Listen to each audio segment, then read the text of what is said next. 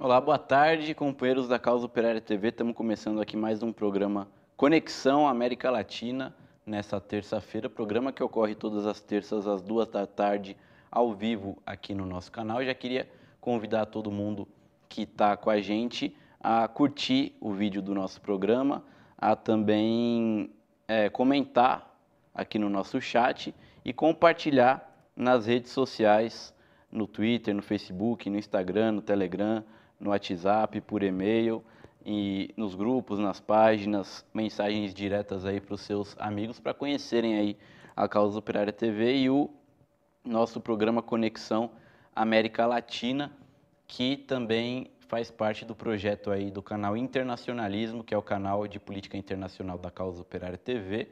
O canal ele é um canal ligado à Causa Operária TV. Vocês podem acessar Internacionalismo aí na busca do YouTube. É o nome do canal, Internacionalismo. Podem filtrar por canais, ou então às vezes já aparece direto aí na busca. E o canal Internacionalismo, vocês podem se inscrever também nele, porque a gente posta vídeos todos os dias, vídeos denunciando o imperialismo, denunciando a CIA, denunciando as ONGs internacionais financiadas pelos grandes capitalistas, os golpes de Estado, mostrando a verdade sobre Cuba, sobre a Venezuela, sobre Coreia do Norte, esse tipo de coisa. É bem legal aí o nosso canal, vocês podem acessar o Internacionalismo. Obrigado aqui ao Breno MC, que se tornou membro Rubi da Causa Operária TV. Muito obrigado. Faça como o Breno, seja membro da COTV. Aqui embaixo do nosso vídeo tem o botãozinho Seja Membro, que você pode escolher o nível de membro que você quer se tornar. A partir de R$ 7,99 tem várias opções aí, você seleciona para contribuir financeiramente com a Causa Operária TV, um canal que é financiado exclusivamente pelo seu público, pelos trabalhadores. Não recebemos financiamento estatal, nem mesmo de nenhum capitalista. A gente é sustentado pelo nosso próprio público. Então, por isso é muito importante aí que todo mundo contribua financeiramente com a Causa Operária TV, para a gente manter essa programação 24 horas por dia no ar, 7 dias por semana. Além disso, inscreva-se também no nosso canal, a gente já está quase nos 100 mil inscritos. O YouTube ele censura a gente de todas as formas, impede o nosso crescimento, mas a gente tem certeza que de pouquinho em pouquinho a gente consegue chegar lá e aumentar o número de inscritos, que é muito importante também, no caso aqui do YouTube. Obrigado ao superchat aqui do Ernesto Abdala Filho, que é membro do nosso canal e sempre envia também superchat. Se você já é membro do nosso canal, já está no nosso programa de membros aí como membro Rubi, você pode também continuar contribuindo e enviando superchats para a gente, super stickers. Isso daí é muito importante para a Causa Operária TV. Bom, obrigado aqui ao Mauro Sou, que falou que acabou de ver a Natália no Pânico. Quem não assistiu pode assistir, está no YouTube lá da Jovem Pan. Companheira Natália Pimenta participou do programa Pânico na Jovem Pan. Depois do Rui, agora a Natália também teve a chance de apresentar a política revolucionária do Partido da Causa Operária para um público enorme, né? Na Jovem Pan. Bom, a gente está aqui com a nossa companheira correspondente no Chile, Mônica de Souza. Seja bem-vinda, como sempre, Mônica, aqui no nosso programa, porque no país onde a Mônica está, no Chile, vai ter o segundo turno das eleições presidenciais entre o Boric, que é apresentado como um candidato da esquerda, e o Cast, que é um cara da extrema-direita, fascistão. E essas eleições vão ocorrer agora no próximo domingo, segundo turno das eleições. A gente vai bater um papo aqui com a Mônica sobre esse segundo turno nas eleições no Chile. Seja bem-vinda, Mônica. Tudo bom com você? Oi, tudo e você? Como que você tá? Tudo ótimo também, ainda mais depois de ver a Natália na Jovem Pan aqui. Não sei se você assistiu, depois você pode assistir, tem no YouTube deles, né? Depois eu vou assistir. O legal é que assim, a quantidade de pessoas que assistiram o Rui e assistiram ela agora, se você somar tudo isso, dá muito mais do que as presenças do Rui no DCM durante todo o tempo de participação. Assim. Em um dia, em um único dia. né? E a repercussão que houve também é bem bacana, né? Sim, sim. Então, assim, não teve pensamento ruim que tombasse a, aí usando um termo bastante identitário, né? Que tombasse a participação do Rui lá Uhum. no Jovem Pan.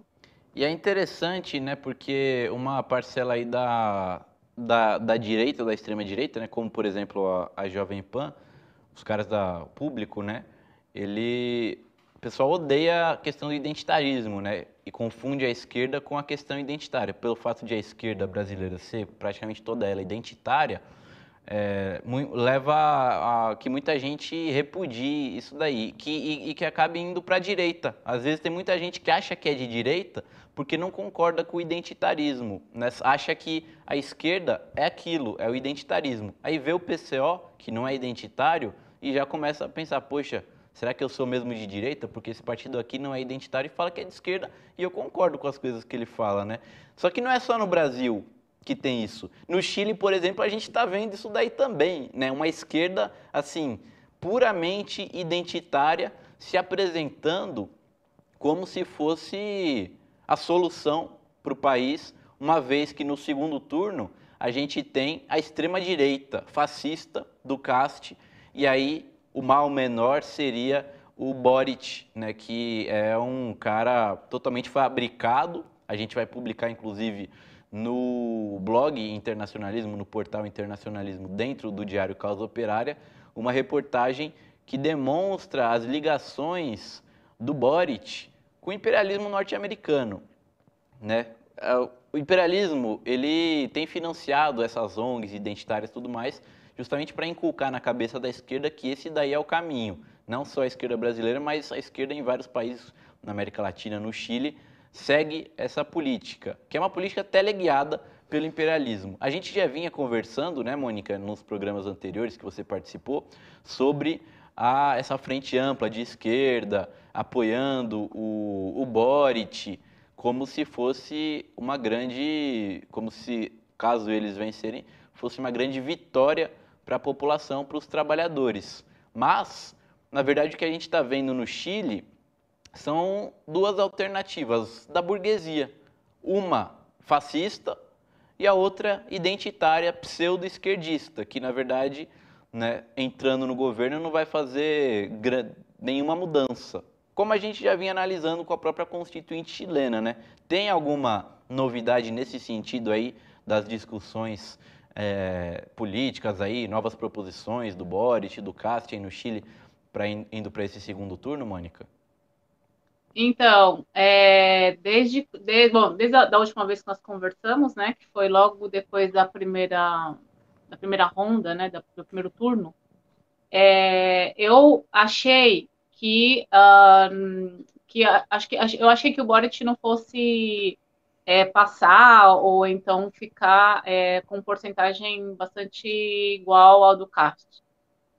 Eu achei por quê? Porque o Parisi, né, que é como um aventureiro político aqui, que ele se candidatou e apareceu de uma maneira muito estranha, né, e conseguiu muitos votos, uma porcentagem de voto enorme no norte do país, é um cara assim que está cheio de problemas judiciais e tal.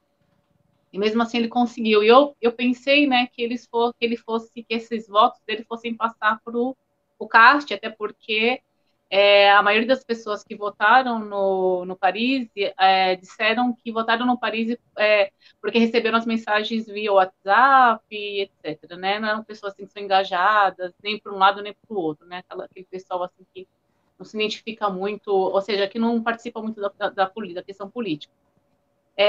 Então, essas pessoas, eu achei que o Boric, esses últimos dois debates, ele foi bastante melhor do que o Cast, porque ele começou a usar os mesmos argumentos e o mesmo tom que o Cast, né? E o Cast, ele é, assim, um cosplay do Bolsonaro, mas que ele é mais amigo da imprensa, né? Ele agradece, até porque ele sabe que a grande parte da imprensa está a favor dele. E então ele fez mais essa onda. Então, e com as acusações tendo um tempo hábil também para ser desmentido e essas coisas da fake news. Então, o grupo que trabalha com Boric, eles aproveitaram bastante desse movimento para poder, no dia dos debates aí, né, fazer aquela coisa meio sensacionalista, né, aquela coisa bastante demagógica, entrando muito na onda do Caixa também, em termos de assim, atender muito mais, né, dentro da política que está proposta, atender muito mais também a população. E mais, eu acho que o Boric também ele se diferenciou porque ele frisou bastante a questão identitária, né? Então ele colocou assim o caste contra a parede nessas questões, né? E aí eu acho que nessas 2 semanas teve aqui, por exemplo, na região onde eu moro, que é mais ao sul, você via uma militância enorme do Boric aqui, né, assim nas ruas, uma população bastante jovem, outras não tanto, mas eu acho que tem uma questão que envolve isso também, além dessa promessa, né, de apoiar muito mais a questão identitária, porque é uma coisa que não é chilena, é uma coisa que está passando, é um tema que está aqui, que é parte também de um debate mundial, praticamente, pelo menos no Ocidente. Então, isso também repercute de uma maneira bastante positiva para eles, porque você tem celebridades, acadêmicos que debatem isso. E então as pessoas que são pobres e que estão dentro de algum tipo de grupo identitário, né, ou seja, de etnia ou gênero, eles acabam também querendo ouvir mais sobre isso, né, achando que que essa promessa de melhorar a situação deles basta, ou seja, não adianta nada. Bom, você muda o teu nome, né? O seu nome, você muda de gênero, muda o seu nome, mas você continua sendo pobre. Você muda de nome, mas você continua não tendo acesso à educação, à saúde. Então, essas coisas não bastam, mas eles engrandecem de uma maneira, fazem um marketing tão grande como se isso fosse um tipo de inclusão, uma inclusão mínima, né, que não deveria nem ser debatido, deveria ser parte de um pacote que é muito mais amplo que isso. Mas, por outro lado, eu acho também que é difícil e também é bastante peculiar o caso chileno em termos de sociedade, porque a gente até comentou outras vezes que aqui eles saíram de uma ditadura, né? Como até o companheiro Rui falou na sexta-feira passada, né? De como a postura ideológica do Allende nesse sentido, né? De ser muito mais reformista do que ser assim a favor mesmo do proletariado, etc. Você sai desse enfraquecimento da esquerda, você é forçado a entrar numa ditadura que trabalha muito com o imperialismo, para o imperialismo, e você continua nesse 40 anos, né, desde a década de 70 até agora, nesse mesmo processo. Então, você não teve nenhuma... as bases, elas são super enfraquecidas, e você não vê... eu, pelo menos, não conheço, né, estou aqui há bastante tempo, conheço muitas pessoas, e eu não conheço uma militância da esquerda de verdade. Os partidos são bastante pequenos, quase invisíveis aqui, e quando eles surgem, eles são, como assim, esculachados, né? Eles são tirados dessa discussão. E também uma coisa que aconteceu, assim, de baixo para cima, né? Assim, ou do meio, pelo menos, para cima, não digo das bases, foi que nas manifestações muitos grupos identitários entraram que são coordenados, né, e dirigidos por uma burguesia para fortalecer esse discurso identitário. Então, isso repercutiu o mundo inteiro, né, com a dança desse grupo de mulheres aqui, e aquela música que foi no mundo inteiro, mas não, ou seja, o discurso fica só dentro do âmbito acadêmico, ou então muito mais intelectualizado, dentro das universidades, e você consegue enxergar nisso que tem um oportunismo, né, obviamente, uma vaidade dessas pessoas, mas que, do outro lado, a carência é tanta, que tem muita gente, a falta de informação também é tanta, que eu entendo até que as pessoas elas não consigam ver esse outro lado. Então, se você e a contradição tá. De um lado, as pessoas não vão votar porque houve um empobrecimento, né, que segue desde da ditadura até agora. A população aqui ela é extremamente endividada, eu acho que é uma das populações mais endividadas da América Latina ou do mundo, todo mundo aqui tem muita dívida.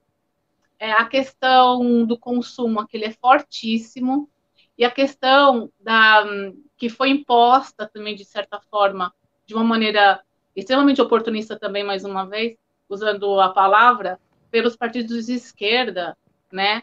Que são partidos de esquerda que eles são sociais liberais, por exemplo. Eles usam uma conjunção de termos e palavras assim, e que são inexplicáveis, ou seja, o socialismo não combina nem com o liberalismo. Como é que você pode utilizar isso? E eu digo assim porque eu conheço pessoas que são do Partido Socialista, mais ao sul aqui do Chile, e que vêm com esse discurso. Conheço pessoas que foram exiladas, né, senhores e senhoras que foram exiladas na época da ditadura e voltaram da Europa com um discurso bastante liberal.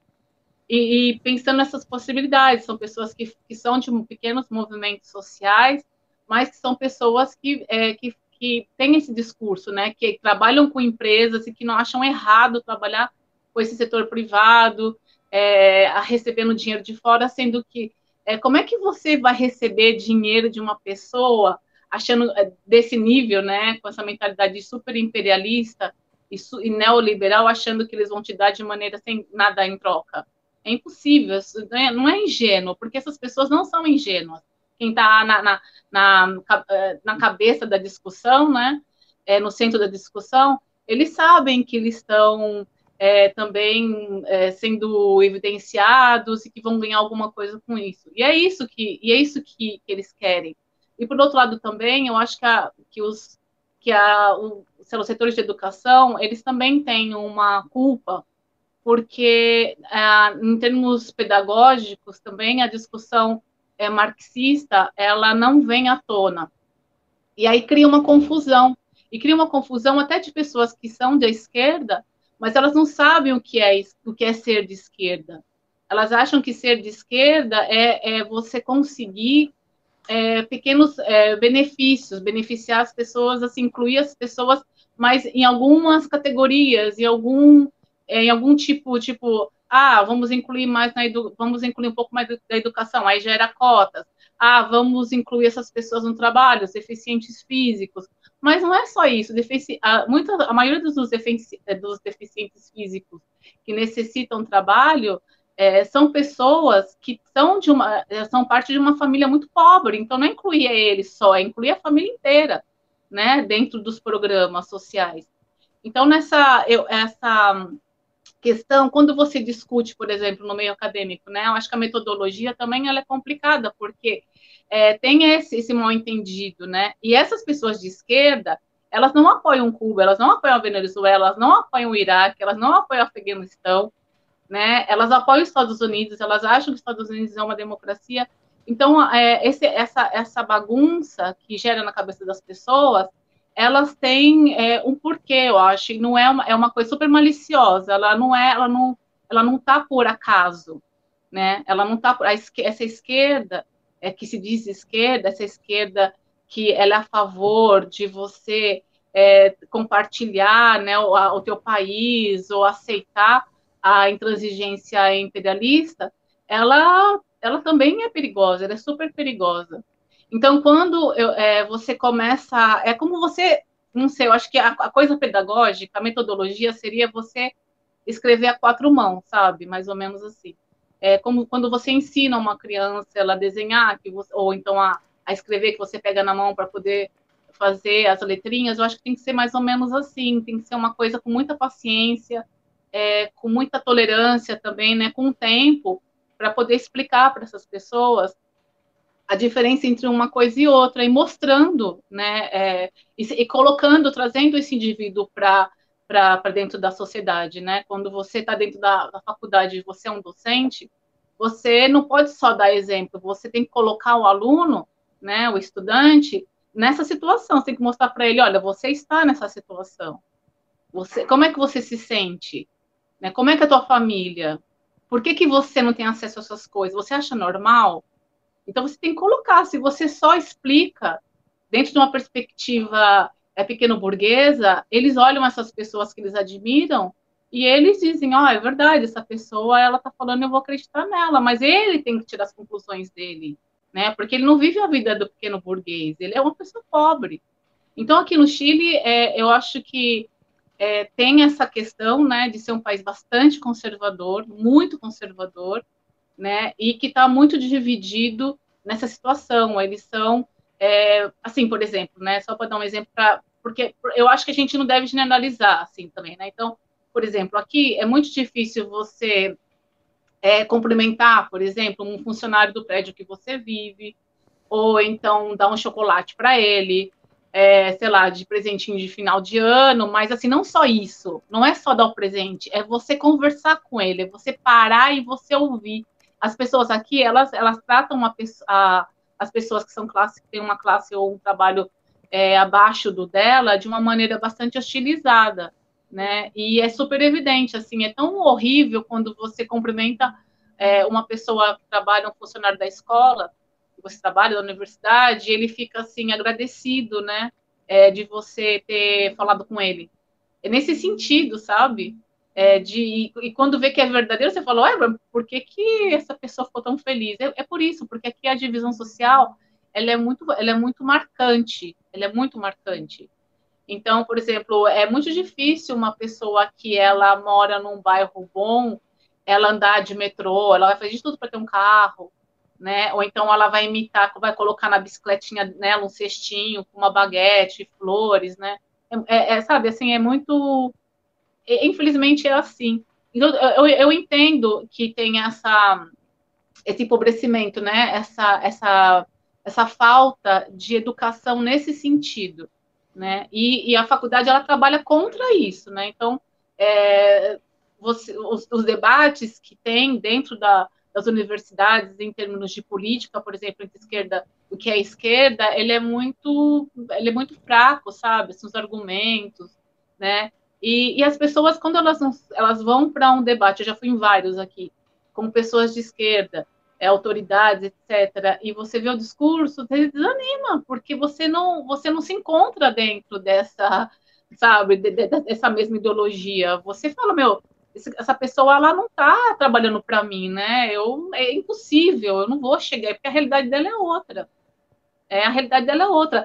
Aqui as pessoas elas nem achavam que tinham favela. Gente, aqui é cheio de favela. E eles nem achavam que tinha favela aqui. Sabe? Porque até quem mora na favela não acha que mora na favela, né? O Aí senso você fala, comum não, aqui no mas aqui. Brasil, Mônica, é de que o Chile já há muito tempo, talvez tenha sido por causa do governo Pinochet, que privatizou bastante coisa, ou seja, Tudo é privatizado. Uhum. na propaganda neoliberal significa, eles dizem, está modernizando o país, né? Está trazendo empresas estrangeiras, agora o Chile tem do carro, indústria automobilística, os carros são novos, esse tipo de coisa. E acho que essa propaganda, né, justamente o próprio imperialismo fez uma propaganda muito grande do governo Pinochet para falar que era um exemplo para a América Latina. E até hoje tem muita gente que vê o Chile, tanto é que tem muito os brasileiros que nas férias viajam para outros países, muitos vão para o Chile, né, um dos destinos mais procurados. O pessoal tem Para uma visão esquiar. tem uma visão de que o Chile é um dos países mais desenvolvidos da América Latina, que a qualidade de vida Uhum. é muito boa, né? Mas não tem nada de, assim, não é uma grande verdade isso daí, né? Mas eu queria, só para você, também queria que você comentasse se o Cast e o Boric, para o segundo turno, no caso do Cast, moderou um pouco o discurso. E o Boric, qual que é a pegada dele aí nesse segundo turno e como que tá a situação aí para Quem que deve vencer? Olha, as pesquisas nessa semana elas já não são mais mostradas, né? Eu acho que por lei. Na semana passada, acho que foi na sexta-feira ou no sábado, teve uma briga enorme entre, assim, uma de paulada, assim, na Praça Itália, lá em Santiago, né, entre os dois grupos, né, do Boric e do Cast, né, e foi, assim, um arranca-rabo absurdo. Chega uma hora que você encontra mesmo, não tem jeito, né, você vai encontrar e vai sair isso daí. A outra coisa que eu acho também que desfavoreceu o Cast é a questão do Bolsonaro, né? Então, assim, as pessoas, como ele está com um discurso muito parecido com o Bolsonaro, aquela coisa super populista, demagógica, aquela coisa do cristão, da família, não violência, ajudar os carabineiros coitados, vamos acabar com as barricadas, vamos acabar com essa. Então, isso para quem é, por exemplo, conservador e tem um comércio, ou seja, despertar o interesse nele em votar no Caixa. Pessoas que têm famílias de carabineiros também. O país é super pequeno. Então, ou seja, essas pessoas que são cristãs também, vou voltar aqui, tem muita, aqui a quantidade de evangélicos neopentecostais é enorme, assim, enorme. Tanto quanto o Brasil, mas o que o país é menor, aí você vê muito mais, né, pessoas, assim, que são evangélicos neopentecostais. E, por outro lado, tem também essa tradição fascista aqui. Ou seja, não é novidade. Nós vivemos 40 anos com fascista, vamos viver mais 40 anos com fascista. O que a Bachelet fez? Nada, absolutamente nada. O que o Boric fez? Junto com a Camila Valvierro, com o George Jackson, que eram pessoas que eram estudantes da universidade, que trabalhavam para é, como nacionalizar as universidades. Nada. Eles não fizeram nada. E outra coisa também que tem, que é bastante que acho que favorece o Boric, é que ele fala que ele não é marxista. Ele não é marxista. E isso também anima as outras pessoas que não querem uma radicalização, né? Ontem eu conversei com um amigo meu, que ele é de esquerda, mas ele não é marxista, ele só tem simpatia, porque ele nunca leu nada de Marx, ele nunca foi proletário e é de uma classe média. Aqui classe média são pobres, mas ele é de uma classe mais alta. Média para brasileiro, né? Eu estou dizendo aqui. Ele estava dizendo, eu não entendo por que o Boric, que o Cast tem tanta gente que está a favor dele, sendo que a Constituinte, então, aqui a Constituinte, ela é ainda uma coisa maravilhosa da maneira que foi feita para o pequeno burguês. Então, também, assim, esse discurso, essa visão que o PCO tem, gente, é muito exclusiva, sabe? Assim, é totalmente diferenciado. O que a gente tem aqui é exatamente o que nós temos no Brasil, né? Com os canais progressistas. Se você é progressista, você não é revolucionário, aí já é estranho. Assim, na minha perspectiva, né? Ou você é revolucionário, progressista, o que é ser progressista, né? Então, então tem essa linha tênue, né, entre uma coisa e outra, mas no final das contas, eu até conversei com ele, eu falei, primeiro, ele falou, não, a democracia cristiana vai tá apoiando o Boric. Eu falei, tá, mas já tá estranho, porque uma democracia cristiana, onde tem uma democracia cristã? Já tá errado aí, você achar que isso é de esquerda, até o nome, a composição do nome já diz algo muito para você ficar assim atento, né? Então, eu acho que o Boric ele está à frente, porque ele entrou também no discurso muito mais raivoso, né? Ele assim nocauteou o Kashi esses dois últimos debates, um foi ontem e outro foi semana passada.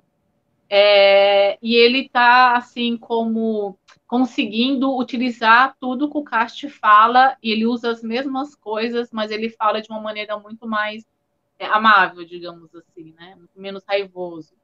Mas ele também não tem prometido tantas coisas assim no sentido de que sejam possíveis, né? Por exemplo, essa crise que tem, né, entre os mapuches ou os campesinos e as indústrias que exploram o local.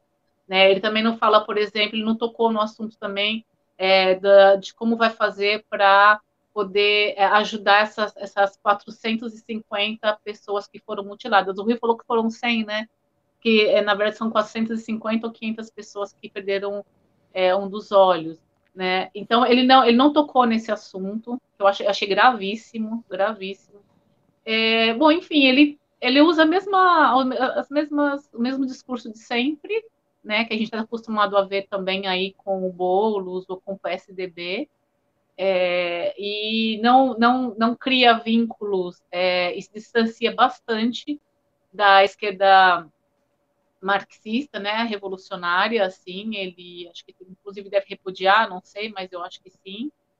E essa frente ampla, na verdade, é o mesmo do mesmo, sabe? Eu acho que não é, acho que é frente única, porque todos pensam iguais, devia ser frente única, não devia ser frente ampla, porque de qual que é aí tem diferente entre um partido e outro partido em termos ideológicos? Nenhum, nada, não tem nada. Então eu acho nem classifico como frente ampla isso. Eu acho que é só juntou as legendas, é a mesma coisa você juntar PSL com PL, nada, com PSB, né? Então não tem. Com Uhum, Podemos, qual a diferença entre eles? uhum. Nenhuma. Então eu Beleza. acho que aqui Ô, é mais ou Mônica, menos esse. o pessoal aqui tá comentando, né? Inclusive o Mauro Sou, querido companheiro Mauro Sou, o Ernesto Abdala Filho, a Nilza Ramos também. Ela fala que o espírito conservador nas Américas está muito atrelado à religiosidade dos povos. O cristianismo, na forma das igrejas evangélicas, confunde e leva as pessoas a pensarem só em termos de dogmas. Antônio Z. Martins fala ser progressista é ser plural, é trabalhar com militares na Casa da Morte e no IREE, isso é progressivo, sendo irônico aqui o Antônio Z. Martins. E o Thiago Macambira também, querido companheiro nosso aí, fotógrafo. As melhores fotos, inclusive, que a gente vê, que o pessoal vê dos atos do PCO, são tiradas pelo Thiago Macambira. Valeu aqui, ó, o comentário fala: acabaram de me dizer que o Fernando Moraes, em sua biografia sobre o Lula, não citou o PCO que luta pela liberdade do ex-presidente. Que coisa feia. Obrigado aqui pelo comentário, então, do pessoal. Obrigado, Mônica. Queria agradecer, a gente já está indo pro Deixa eu só falar finalzinho. uma coisinha. Claro? Uma coisinha, eu quero dizer que o podcast do PCO sobre o Chile é maravilhoso. Gente, é muito, muito bom. Eu recomendo que vocês ouçam. Eu ouvi duas vezes, porque tá super, é muito bom. Ele fala dessa similitude entre similaridade, entre o Boric e como chama, o Boulos, né? Colocando o Ned com o Ierê, né? Certo? É. Isso. Irei. E, então, tá muito, muito bom, assim, sabe? Eu recomendo. Inclusive, eles deveriam falar aí, falar aí quando for a próxima semana aí, podia convidá-los aí, porque eu acho que eles vão ajudar bastante também na discussão aí. Uhum. O Mas podcast, obrigada pelo ele. convite. Valeu, Mônica. O podcast, ele tá no canal Internacionalismo. Tá no canal, assisti aí. É. Tá aí no O canal. podcast O Mundo em Uma Hora, que ocorre todo. Ele é exibido toda segunda-feira na COTV e tá no canal Internacionalismo. Muito bom podcast também dos companheiros. Eu acho que é 63, se eu não me engano. É o. Vocês podem encontrar facilmente aqui. Obrigado ao Sou Eu pelo comentário e pelo super sticker também. Então, obrigado, Mônica. Valeu aqui pela sua participação, sempre esclarecendo Não a sei se eu gente. respondi tudo. Não sei se eu respondi, mas é isso. Acho que o cast vai, acho que vai ganhar. Uhum. Não, mas e de repente a gente já vê, né, se você pode participar no próximo programa, né, pra gente conversar mais aí, analisar se tiver já o resultado, né, dessas eleições no Chile. É muito bom, novamente, né, é muito bom ter você aqui no nosso programa, porque você falou que a imprensa de esquerda no Chile é igual à imprensa de esquerda do Brasil, ou seja, a gente sabe que aqui no Brasil a gente sabe que a imprensa burguesa, ela não fala nada dos países da América Latina e quando fala é uma coisa muito superficial e distorcida. A imprensa progressista já é um pouquinho melhor, mas também é muita ilusão. até mesmo falta de informação, análise, Falta de né, informação. muito precária. É. Então é muito bom ter aí convidados aí, comentaristas, analistas como você, direto do Chile, né, com uma análise muito mais precisa do que está acontecendo no país. Para a gente aumenta muito a qualidade aqui dos nossos programas. Valeu, Mônica. A gente se vê, quem sabe, aí na semana Obrigada. que vem, tá bom? A gente se vê. Tchau. Beijão para Beleza, todo mundo. Mônica. Tchau. Tchau. A gente vai ver se aqui se pega o link do internacionalismo. Vamos ver a Márcia Chueri, nossa correspondente em Cuba, com mais uma coluna dela aí para o nosso programa.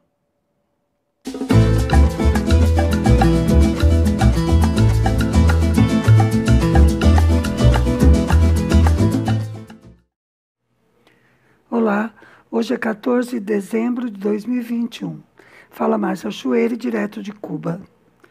Gente, como foi emocionante escutar o Lula na Praça de Maio, em Buenos Aires. A Cristina Kirchner não cansava de assentir com a cabeça. E ele tem razão. De 2000 a 2012 foram anos dourados na América Latina, a pátria grande. Depois disso, nos últimos 10 anos, os Estados Unidos ficaram bem ocupados dando golpes nos nossos países, um atrás do outro. Eu penso que uma das coisas boas dos governos petistas foi justamente sua política exterior. Como disse o Chico Buarque, Lula fala de igual para igual, nem fino com Washington, nem grosso com a Bolívia. Cuba tem essa mesma posição. Há mais de 60 anos, resiste às agressões sem nunca se curvar. E é humanista e solidária com os que necessitam ajuda. Por isso, ontem, o Ministério de Relações Exteriores da ilha soltou uma declaração sobre a Cúpula Virtual da Democracia, convocada pelos Estados Unidos e realizada nos dias 9 e 10 deste mês. O título da declaração cubana diz muito. Uma cúpula tão irreal quanto a democracia que defende. A primeira coisa que chama atenção sobre essa reunião é que muitos países foram simplesmente excluídos. Olha só que democrático. Na América Latina, Cuba, Bolívia, Nicarágua e Venezuela. Aliás, com a Venezuela fizeram pior. Puseram o autoproclamado Guaidó como representante do país. É o fim da picada. Além disso, excluíram também duas grandes potências mundiais, Rússia e China, além de muitos outros, por diversas razões. O objetivo anunciado da reunião foi alcançar a renovação democrática, certo? Por meio da defesa contra o autoritarismo, combate à corrupção e respeito aos direitos humanos. E aqui a gente se lembra do Galeano, que disse que os Estados Unidos têm um democracímetro para decidir em que países há democracia. Só é democrático o país que se submete a eles. E quando se diz Estados Unidos, claro que ficam incluídos também os seus cúmplices europeus e mais Israel. Esses temas que eles colocam para tal renovação democrática, entre aspas, autoritarismo, corrupção e direitos humanos, nós sabemos como são utilizados. Na Venezuela e Cuba, eles dizem que o governo é autoritário. Na Colômbia, Brasil e Chile, onde a polícia massacra os manifestantes, é democrático. Dizem que Cuba viola os direitos humanos, porque não autoriza uma manifestação que quer derrubar o socialismo. Mas a polícia matar impunemente pessoas negras e pobres, ou separar as crianças migrantes de suas famílias, como fazem nos Estados Unidos, eles consideram democrático. No Brasil, em que prenderam sem provas o principal candidato à presidência para impedi-lo de concorrer, eles dizem que há democracia. E combater a corrupção foi o pretexto utilizado para prender o Lula e derrubar a Dilma, numa ação organizada e dirigida por um juiz formado pela CIA. Claro que não é coincidência. Mas o recado da tal cúpula está bem claro. Renovação democrática significa derrubar governos. E como denunciou o chanceler de Cuba, o único resultado visível da tal reunião foi o compromisso de destinar 400 milhões de dólares à subversão nos países que eles não aprovam. Por hoje é isso. Saudações socialistas.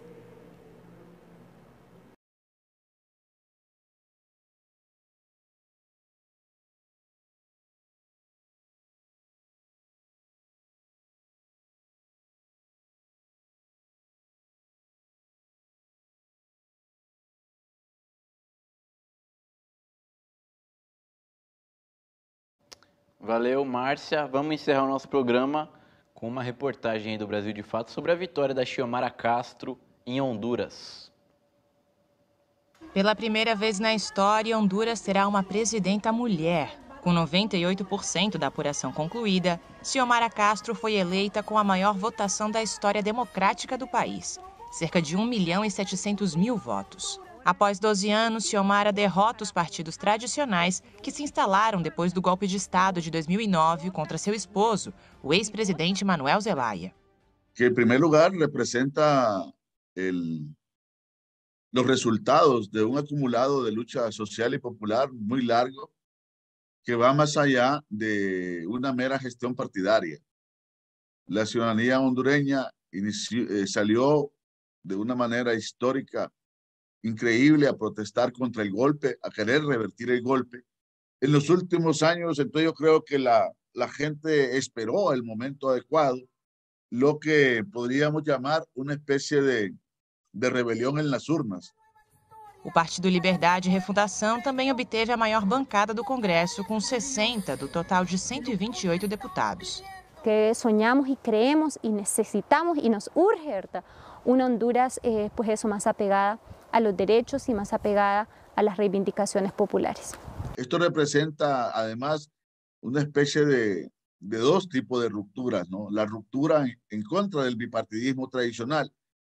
Por primera vez también una fuerza política que no es el Partido Nacional, que no es el Partido Liberal. Esta fuerza política surgida del golpe, que es Libertad y Refundación, llega al gobierno después de en la tercera elección. Y la otra ruptura es la ruptura patriarcal. Se decía en Honduras que una mujer no podía ganar aquí en la sociedad hondureña, porque la sociedad hondureña es extremadamente machista. Em 2020, Honduras foi o país com a maior taxa de feminicídios do mundo, com uma média de 33 mulheres assassinadas por mês.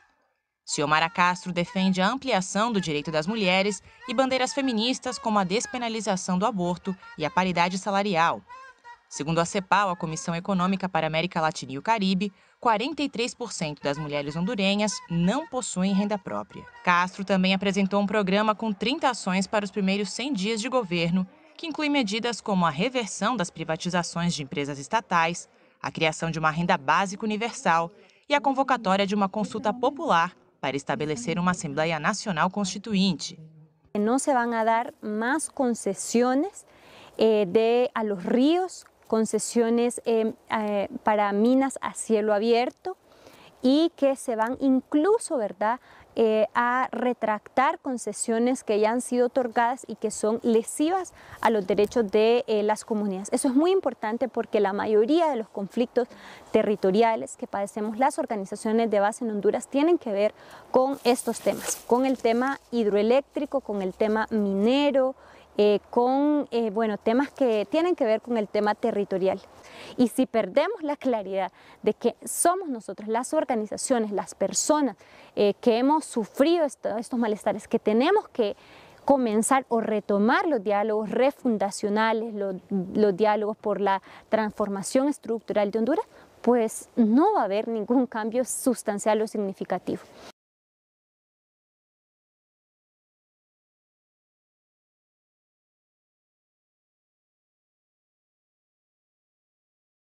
Aqui o pessoal que comentou com a gente, Cristiane Zevir, mídia mentirosa, sempre fazendo a sua homenagem aqui, o seu culto a Muammar Gaddafi, Chaves e Lula. Obrigado pelo comentário. A gente vai ficando por aqui, lembrando que 4 da tarde, ou seja, daqui a 1 hora, tem Rui Costa Pimenta na TV 247, com transmissão simultânea na Causa Operária TV. E para quem está assistindo o curso da Universidade Marxista, o que foi o stalinismo, uma informação aqui, não vai ter o curso hoje, porque o Rui vai estar no podcast do filho do Emílio Surita, cara. O Emílio Surita tá mesmo apaixonado pelo Rui, né? O Rui hoje tá no podcast do filho dele, 6 da tarde. Vocês podem procurar, a gente vai publicar no DCO uma notícia sobre isso. Então não vai ter o curso da Universidade Marxista, beleza? 4 da tarde, Rui no 247. Daqui a 1 hora, transmissão simultânea aqui na CEO TV. A gente volta na próxima terça. Até mais.